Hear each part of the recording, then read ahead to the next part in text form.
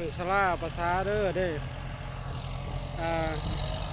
ภาษาเนาะรักขาด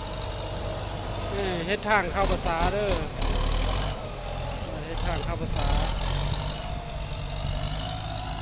เฮ็ดทางใหม่เนาะทางนั้นไปบ่ได้แล้วตันแล้วก็เฮ็ดหน้าใส่แล้วเลยเฮ็ดทางใหม่รุดทางเข้าภาษาได้ทางงามเลยเด้อบัดนี้เด้อทางเข้าภาษา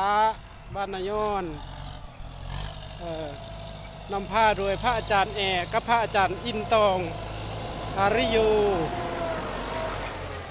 นำผ้าออกต้นยันโยมเพิ่นเฮ็ดทางเข้าภาษามันบ่มีทางเข้าเนาะทางห้อมก็เลยได้เงินมาแล้วก็เลยว่าเฮ็ดทางเข้าภาษาเนาะเพื่อให้มีความสะดวกสบายให้มีความสะดวกสบาย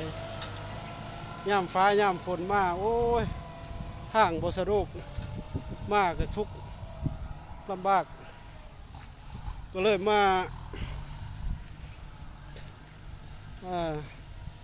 ขอนำพระอาจารย์อุ่นทองเพิ่น200เนาะแต่ว่าท่านได้รุดก้อนเพิ่นเอาเงินโล่มเพิ่นออกเพิ่นเอาเงินเพิ่นออกก่อนถ้าเพิ่นฝากมาแล้วก็สิได้ใส่เพิ่นเนาะมีความสะดวกสบายนี่แม่นศาลาหุ่งยินเด้อศาลาภาษารักธาตุ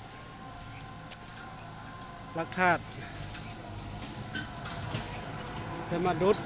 ให้เดินแล้วงามตาสะอาดขอบคุณญาติโยมได้มาตักได้มาประกิดศพเนาะเอิ้นประกิดศพบ่ หรือว่าตายเนาะคนตาย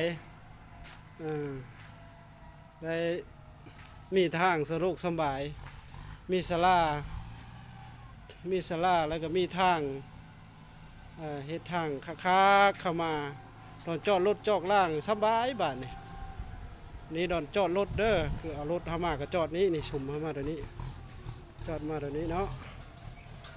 รถเพิ่นเข้ามาในศาลาหน้าศาลาก็คือเพิ่นทำความสะอาดให้แล้วว่าคักแล้วตอนนี้สะดวกสบายนี่ตอนนี้ก็หน้าทั้งเหนือเนาะศาลาทั้งเหนือ